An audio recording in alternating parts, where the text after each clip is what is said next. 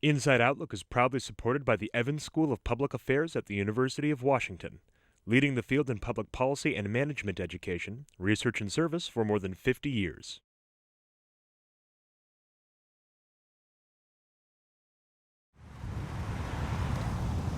Today we are here at the VA of Puget Sound healthcare system on Beacon Hill.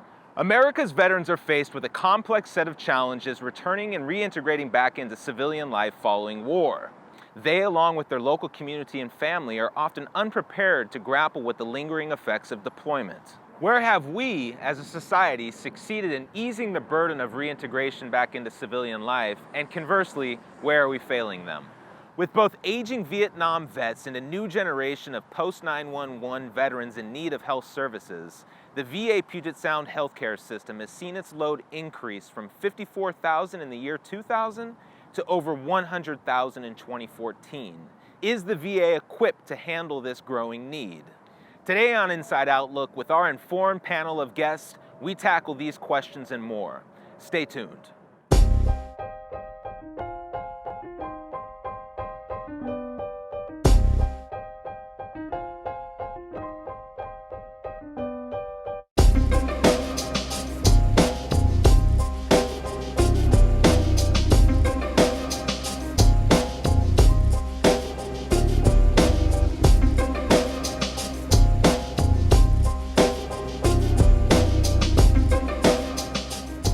With us today is James Collins, Major General in the U.S. Army, retired, 35 years in active duty Army and Reserve leadership roles, corporate executive experience with AT&T and Weyerhaeuser, and is currently President and Board Chair of Hire America's Heroes. Sitting next to Mr. Collins is Jason Smith, Marine Corps G9 staff at First Civil Affairs Group, Dean of Health Sciences and Public Safety at Everett Community College. Alfredo Tito Medina, VA accredited agent, agency director, Military Veteran Solutions. Sits on the Governor's Board for Veterans Affairs, and Scott Pendelik, co-director, Veterans Resource Fair, and vice chair, King County Veterans Advisory Board, and Lisa Hoffman, associate professor and special assistant for community engagement, University of Washington, Tacoma. Really starting off, I'm really curious to know your guys' opinions and your thoughts when you think about what it means to serve. I think it's one of the most patriotic things that you can do. I think it changes your mind state from being a rider on the bus to understanding that I can drive the bus, in the sense of your relation with community, your relationship with other Americans, your relationship with just others in general. I think it's about work that's more meaningful than the individual. And that has to do with perhaps people understand that in terms of patriotism and the nation, but they also understand in terms of their unit or the Marines or whatever the connection is with people. So it's knowing that there's something bigger than oneself, their values, and saying, I'm going to do something about it. Those are all significant. So there are multiple levels. For me, it's that idea of something bigger than self, and it's this idea that there's things going on in this world that somebody has to be willing to step up to, and it doesn't always mean it's going to be something I enjoy or agree to, but you know, as I remind my kids every day, they're fortunate to be born where they are, and so if there's anything I can do to help others, you know, it's worth it. Those of us that serve in the military learn about teamwork and the fact that none of us do anything on our own. It's all being a part of a team, and to Tito's point, he could drive the bus. But Tito's ego is not so big that he has to drive the bus. He's willing to defer and you know, drive when he's the right guy. The quote I've heard is America not at war, military at war. So I guess the question, you know, and this is what you guys are referring to, is, you know, with an all-volunteer force, only a small segment of our population bears the burden of combat. And what is this impact on the growing schism between our military and civilian worlds? I mean, it's the reality of kind of the world we wanted to have. I mean, I don't want the civilian world to have to think about these things on one end because, you know, it is a volunteer force and it's these things that I chose to do. But at the same time, there is that, you know, it is hard because you want people to care, but you also want to live in a country where people don't have to care. What was your experience with 9/11? It was different for me because a New Yorker from New York City, not from New York State, right? And so it was more of a personal thing because you've been to those buildings. I worked at World Trade number 4. Did it impact your sense of responsibility for serving in the military in any shape or form? I know nationalism becomes a dirty word at some point in how you look at it, but it was that sense of you're a man, you're supposed to do this. You're supposed to help out. You're supposed to do more, do better. I know when I joined and I went through basic training, over half of my company joined because of 9/11. I didn't join because of it. I needed something better for myself, and I knew that I was a straight-laced white kid that was protected by my mother by every means necessary. Like, you know how it is. So I needed to get out, and I needed to basically experience life, and I got a life full of experiences in about 3 years. When we talk about, one of the big themes that, we've wanted to dedicate this episode to is the challenges associated with reintegration. Going from the military and back into civilian life. What is that experience like? Jason, we've talked about this. And one day you're in Iraq, and 1 week later you're at a shopping mall in a suburb in the United States of America. What does that impact like? I mean, what does that sensation feel like? It was insane. As a reservist, I went from being in Anbar province, Iraq, to 4 days later being in San Diego, processing out to head back to Seattle.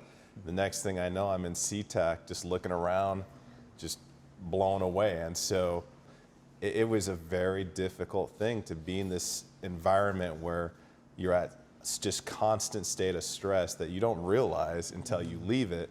And then to go in an environment where it seems like it's so unstressful that it actually creates this just massive amount of stress on you because it doesn't feel right.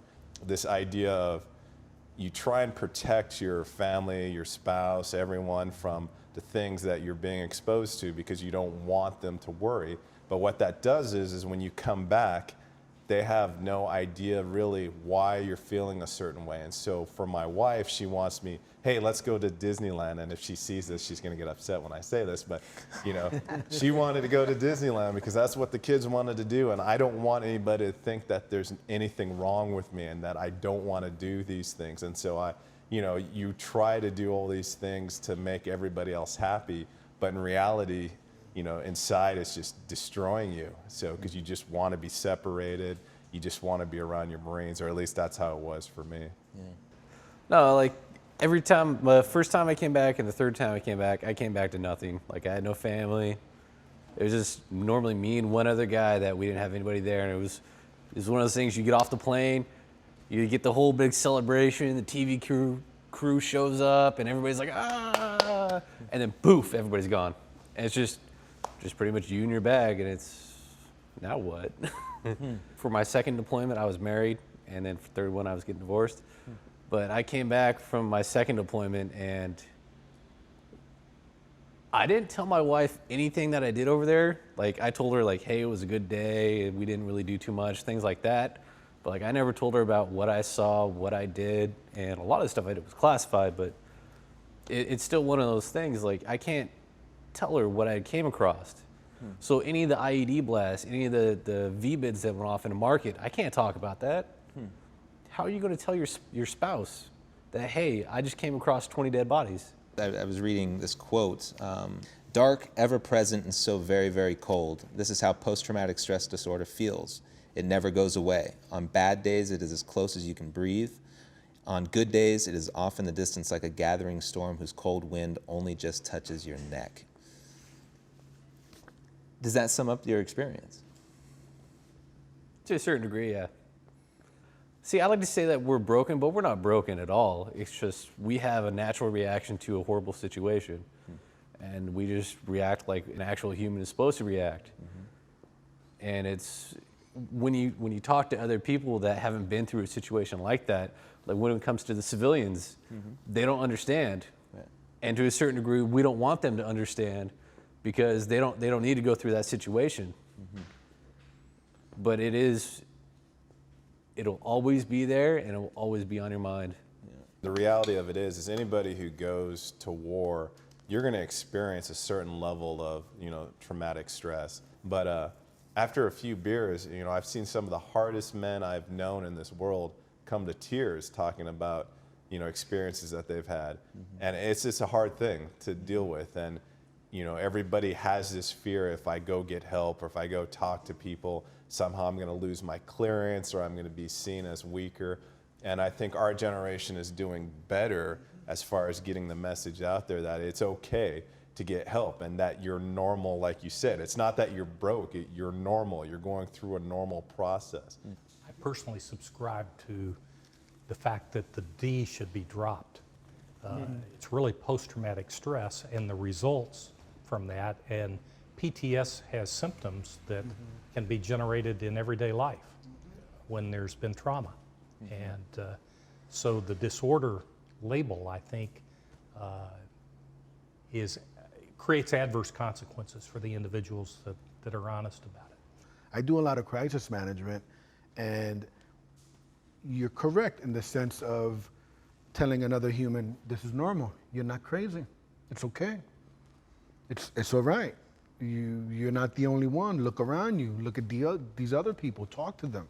And that's where I get a lot of buy-in from a person that I'm dealing with that doesn't want to go towards counseling or even doesn't want to ask for help, but I know that he needs help. And it's more like, dude, you're not crazy. Like if you take any human being and you put them in training to go to war, and then you go through the whole war scenario, like I think about death a lot. Not in the sense of morbid thing, more like that's gonna happen. What do I want to do? What matters to me, right? Like I've structured my life so that I can provide service right now, mainly to my family, to my kids, because they're young, and I know that one day they won't be young.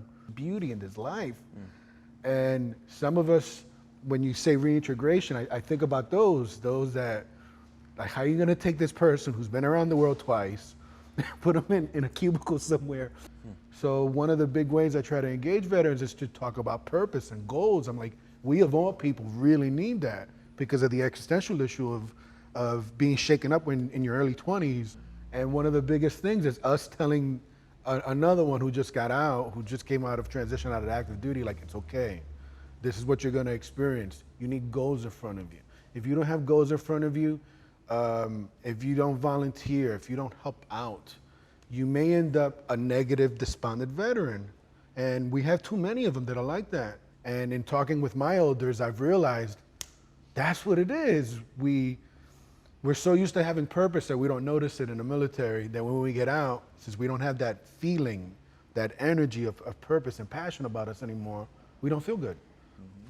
On campuses, this is obviously an issue because you'll have people who've gone through this, they come back, they're a little bit older, they're going back to school, and there's somebody who's just come through high school, 18-year-old, and they're sitting next to each other in the class, and maybe the 18-year-old didn't bother doing the reading. And you mentioned too the anonymity part and having to go find these folks.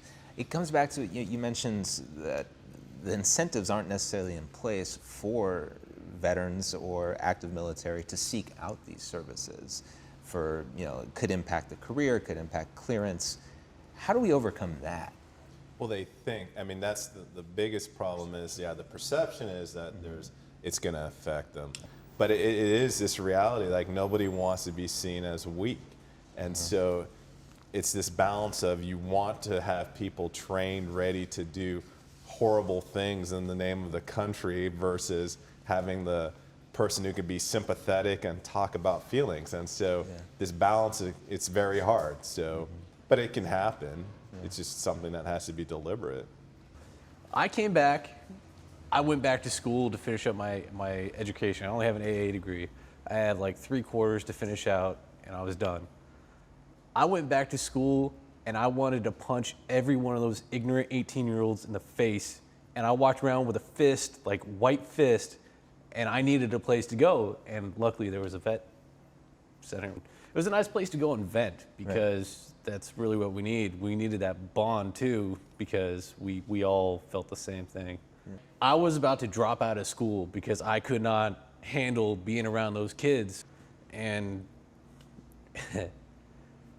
It's one of those things. And then I started, it took me about 1.5 years to start going to see therapy, to go see a therapist. And my therapist told me, don't go back to school, don't go to work. So I'm sitting there, can't go to school, can't get a job, I don't have any money. I cashed out my retirement a year after I got out, and then I put in multiple claims for my disabilities, and honestly, I was broke living with my brother because I had nowhere else to go. And it's these things that even with the transition, you can have the education, you can have the benefits, you can have the job, but if you're not taking care of yourself, nothing matters because you're just gonna break. And a lot of the times we don't want to talk about it, and we just want to just push it back, and then you bottle it up. It comes back, and it comes back worse. You'll hear me continually say this. I mean, the system itself, it's ready to work. Individuals, it's about getting the right individuals in the system, but there has to be a starting point. We weren't prepared for 13 years of war. Right. I mean, that's the reality. And so now we're dealing with the realities. That doesn't mean that there's not a lot of good things that people are trying to do. It just means it's going to take way more effort than we ever anticipated.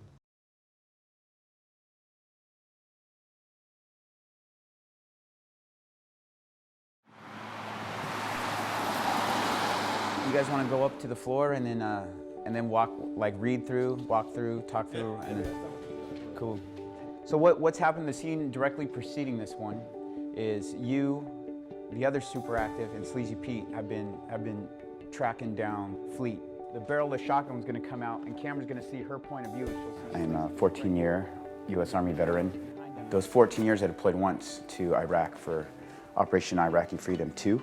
Things started happening with me, particularly. I had a couple traumatic brain injuries, and I'm just wound tight as it is.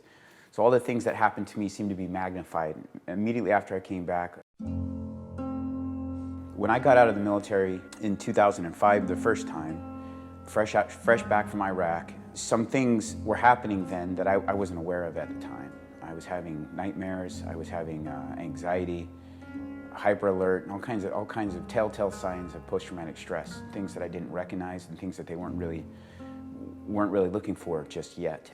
My interpretation, because of the experience that I've had, I found a straight line to plug into the medium. But I tell everybody I do filmmaking because it's solving a complex problem with stimulating people. So I like to surround myself with other filmmakers and people who have vision like mine, and then collaborate together to make a moving image. And that part of the process is fascinating and never gets old. Becoming a filmmaker almost wasn't a choice at all. It was I had to do it in order to survive. It sounds weird, I know, but I really did have to become a filmmaker.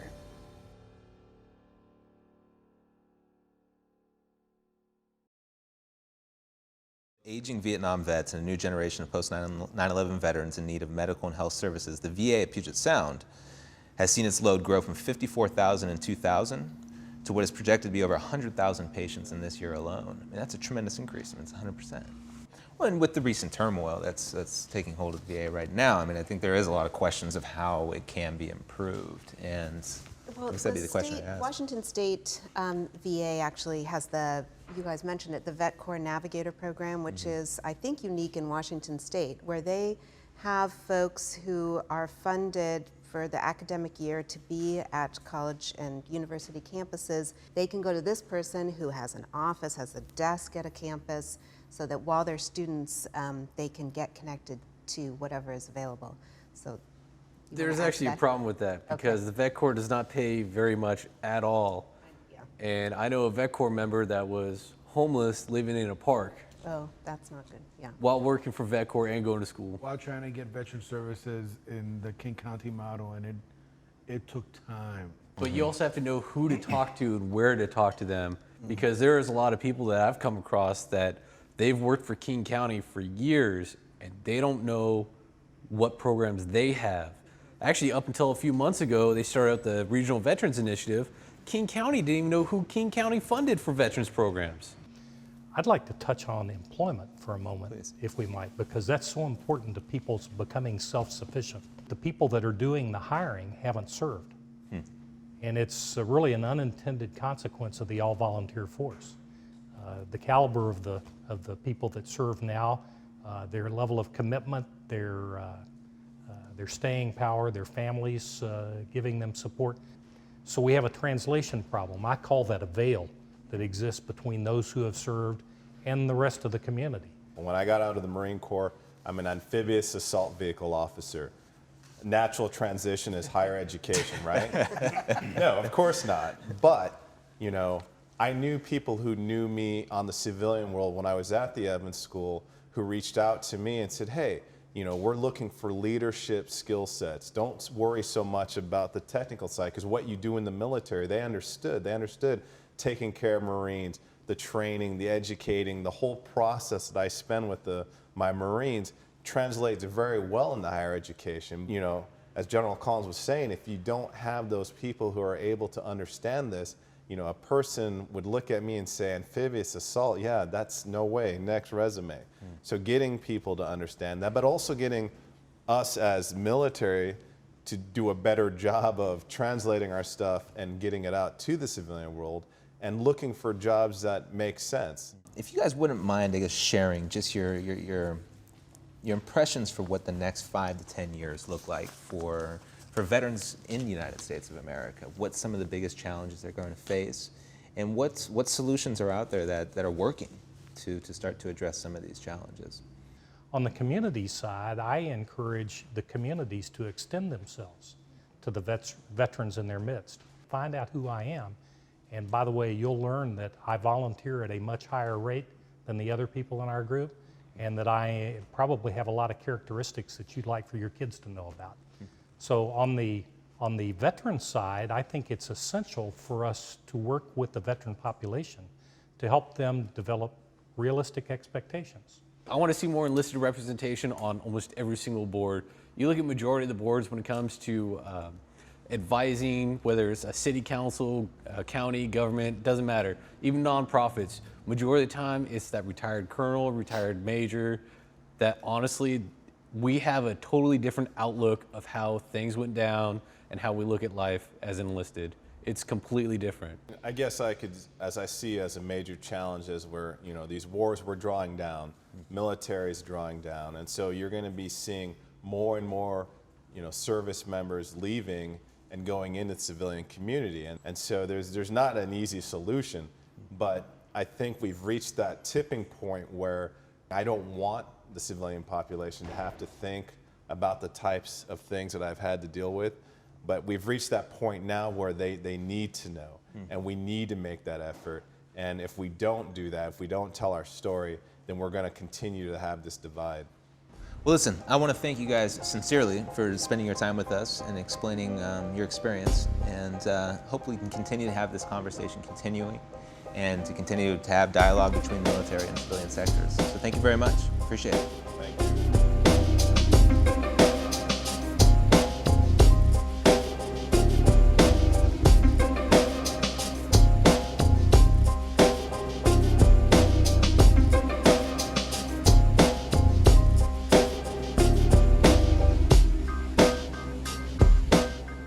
Inside Outlook is made possible by support from the Evans School of Public Affairs at the University of Washington.